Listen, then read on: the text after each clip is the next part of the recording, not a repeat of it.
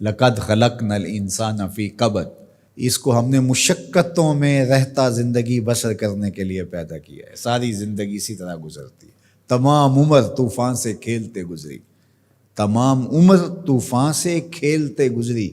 نیا کے ڈوبنے کا ڈر بھی رہا، ساری زندگی اس کشمکش میں گزرتی ہے۔ یہ حقیقت انسان اگر قرآن کی اس فکر کے مطابق جو بتایا ہے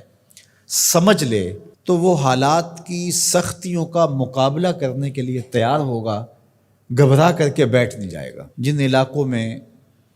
روزانہ کی بنیاد پہ یا موسم اس طرح کا ہے کہ کسی وقت بھی بارش شروع ہو جاتی ہے، تو ہم دیکھتے ہیں لوگ گھروں سے نکلتے ہیں، مطلع ابر آلود بھی نہیں ہوتا، لیکن وہ ہاتھوں کے اندر چھتریاں پکڑ کے جا رہے ہوتے ہیں کہ موسم کسی وقت بھی تیور بدل سکتا ہے، تو ہمارے پاس چھتری موجود ہونی چاہیے۔ دیہاتوں کے اندر جنگلوں میں رہنے والے لوگ جب گھر سے باہر نکلتے ہیں، ڈیرے کو جاتے ہیں، تو ایک عصا ساتھ رکھتے ہیں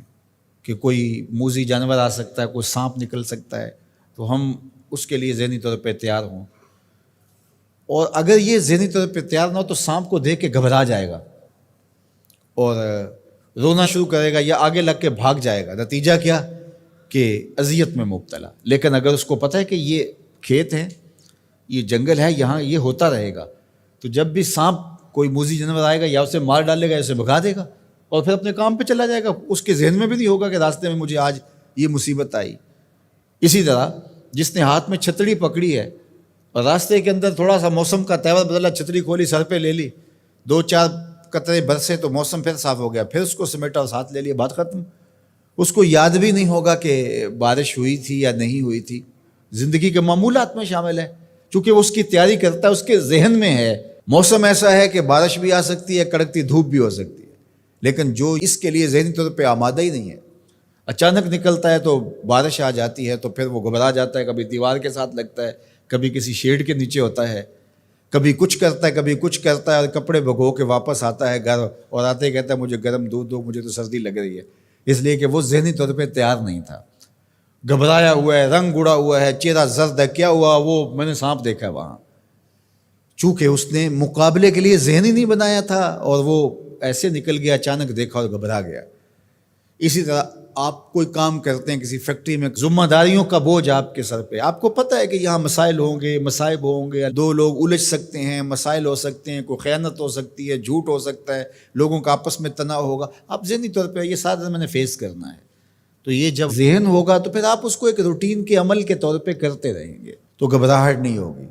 لیکن اگر آپ اس کے لیے تیار نہیں ہوں گے تو پھر آپ کو بہت تکلیف ہوگی۔ تو اللہ تعالیٰ نے یہ پہلے ہی بتا دیا، ہم نے تمہیں ڈیزائن اس طرح کیا ہے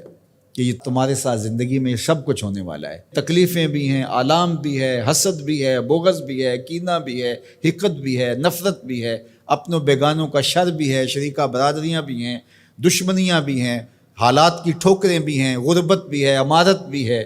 بیماریاں بھی ہیں، صحت بھی ہے، سب ساتھ چلتا رہے گا، زندگی کے ساتھ کتنا کچھ جڑا ہوا ہے، تو پھر اس کو گھبراہٹ نہیں ہوگی۔ تو یہ زندگی کے ساتھ جڑی ہوئی چیزیں ہیں۔ لقد خلقنا الانسان فی کبد، تمہیں پیدا ہی کیا گیا ہے مشقتوں میں رہتا ہوا، اذیتوں سے تمہیں گزرنا ہی پڑے گا، کشاکشی حیات کا مقابلہ کرنا ہی پڑے گا، دکھوں سے پالا پڑے گا تمہارا، ان دردوں سے بھی گزرنا پڑے گا، بلکہ ان آبلوں سے جی گھبرا گیا تھا، ان آبلوں سے جی گھبرا گیا تھا، دل خوش ہوا راستہ پرخار دیکھ کے۔ تو وہ تو پھر خوش ہوتا ہے بندہ مشکلوں کے اندر بھی، بندہ مومن کو تکلیفوں پر جو اجر دیا جاتا ہے اگر اسے پتہ چل جائے تو وہ آرزو کرے کہ تکلیفوں میں ہی رہو۔ میرے اور آپ کے آقا و مولا فرمایا جو شخص قرآن پڑھتا ہے اس کو اجر دیا جاتا ہے،